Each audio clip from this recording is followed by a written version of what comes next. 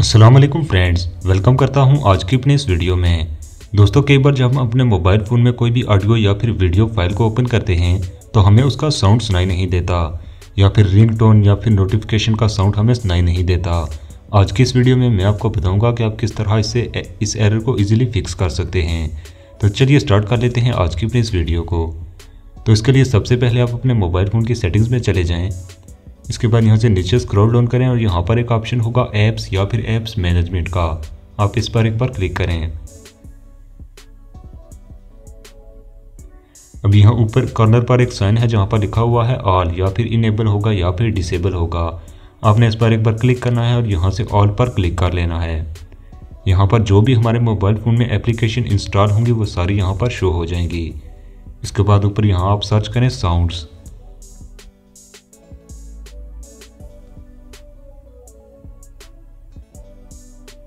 अगर फिर इस तरह आपका जो भी एप्लीकेशंस होंगी वो शो ना हों तो आप ऊपर तीन कॉर्नर नजर आ रहे हैं, आप इन पर एक बार क्लिक करें। इसके बाद यहाँ पर लिखा हुआ है शो सिस्टम ऐप्स, आप यहाँ पर एक बार क्लिक कर लें। अभी दोबारा आप यहाँ पर सर्च करें साउंड्स। अभी यहाँ पर देख सकते हैं कि काफ़ी सारी एप्लीकेशन साउंड से रिलेटेड यहाँ पर आ चुकी हैं। सबसे पहले आपने साउंड डिटेक्टर्स को क्लिक करना है। इसके बाद यहाँ से स्टोरेज पर क्लिक करें। अभी यहाँ से क्लियर डाटा पर क्लिक कर दें। अभी यहाँ से बैक आएँ। अभी दोबारा यहाँ पर सर्च करें साउंड्स। अभी यहाँ पर पहले नंबर पर लिखा हुआ है अडॉप्ट साउंड, आप एक बार इस पर क्लिक करें और यहाँ से फोर्स स्टॉप पर क्लिक कर दें। अभी यहाँ से बैक कर दें।